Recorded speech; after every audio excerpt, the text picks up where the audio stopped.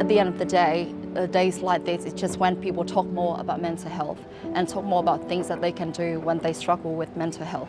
And that's what we want. We want to raise the awareness and don't treat mental health as a personal disease that cannot be fixed or cannot be talked about.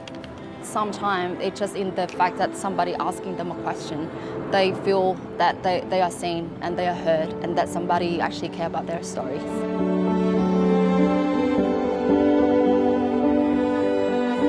I think mental health has always been a part of me. I've been coping with depression since 2017, so it's been a long time. I would say I've recovered from depression, but my anxiety is triggered every now and then.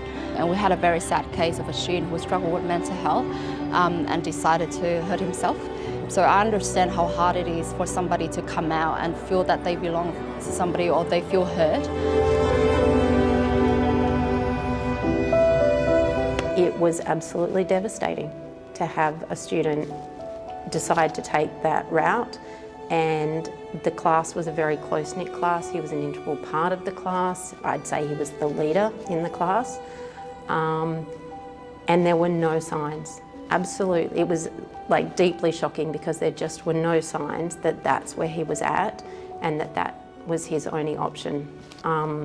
He was a very happy, engaged student.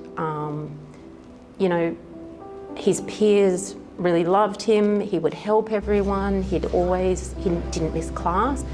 And then we got to the end of trimester and it was actually about now. He didn't hand in his final assignment, so I was trying to contact him to say, what's happening? You know, this is really unusual.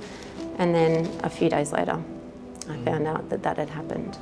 So you can't go down that path, but you can't help but just wish I'd seen something, I'd noticed something, or he'd just spoken to me. He talked about so many things to me, and I'm just like, why did you not talk to me about that? Because I would have done anything to help him, and it's not fair.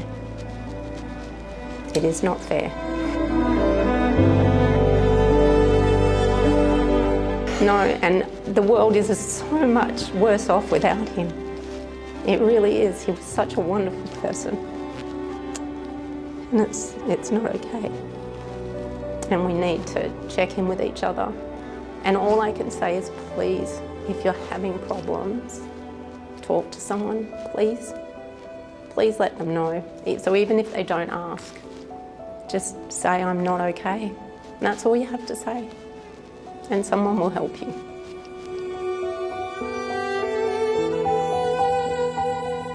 After our student suicided, and it's representative of the fact that someone has been lost to suicide, and to remind us, like seeing what his family went through and his mother and all those things, it's just so impactful.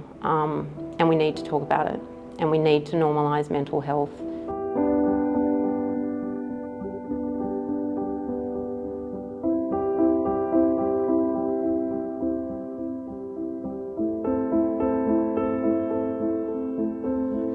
Yeah, it's getting 100% worse. Like some of the data we've seen, which is a bit of a post-lag of COVID, is terrifying, especially for young people and young females particularly.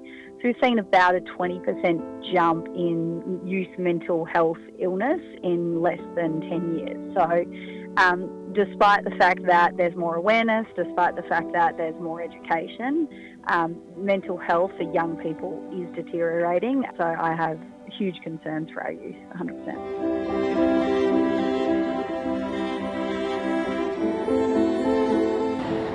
I think the biggest thing is that they're talking about it. So what I find a lot of it is, like, at the end of the session, I always ask, how are you feeling? Like, after talking about that. And a lot will say, like, I feel lighter. You know, just talking about it has helped a lot. A day like today is really important because people need to know that they're not alone. as we sort of sit in this space, I think it's really important to check in on each other.